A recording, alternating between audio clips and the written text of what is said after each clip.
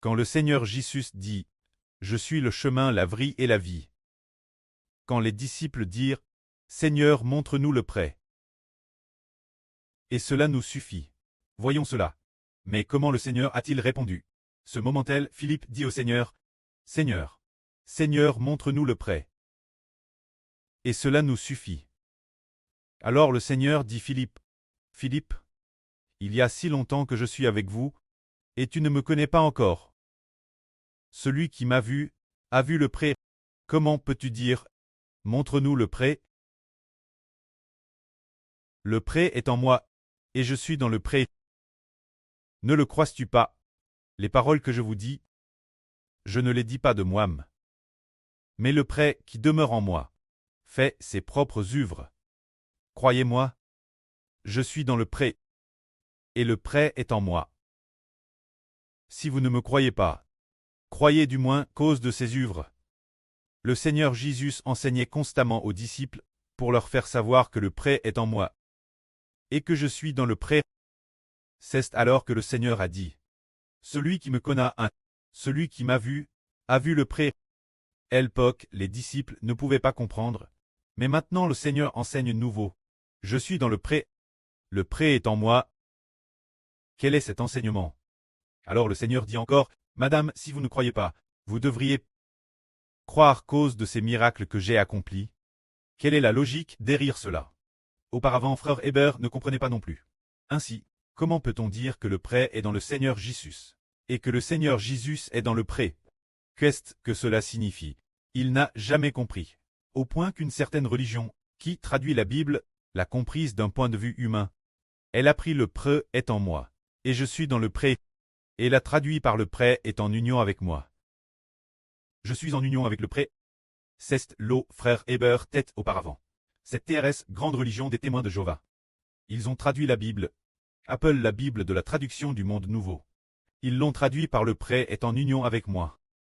Je suis en union avec le pré, pour quelle raison ont-ils fait cette erreur de traduction? C'est parce qu'ils ne comprenaient pas que le Saint-Esprit du pré est dans le Seigneur Christ. Le Seigneur Christ obéit au pré chaque instant. C'est ainsi que le Seigneur est dans le pré cleste. Par exemple, le Seigneur est en nous. Et nous sommes dans le Seigneur, cela signifie que l'Esprit du Seigneur est en nous. Nous sommes dans le Seigneur, quand nous lui obéissons chaque instant. C'est ce que signifie très dans le Seigneur. Comme le Seigneur a dit, le sarment est sur le CP. Le sarment est sur le CP. Alors, il portera du fruit. Cela veut dire que le CEP et le sarment c'est nous. Le sarment est, le CEP et le Seigneur Jésus. Nous sommes les sarments. Nous obéissons au Seigneur chaque instant. Alors, l'Esprit du Seigneur Christ est en nous chaque instant. Et nous porterons du fruit. De la même manière, le pré est dans le Seigneur Jésus.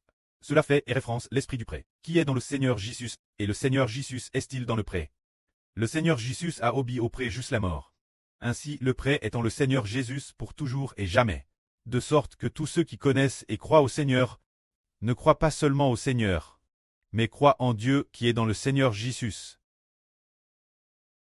C'est pourquoi, quand le Seigneur Jésus est arrivé à la fin, il a pris le précleste, il a dit cette phrase « J'aille manifeste ton nom seul ». C'est dire au preux. Il a pris le pré ainsi. « J'aille manifeste ton nom seul.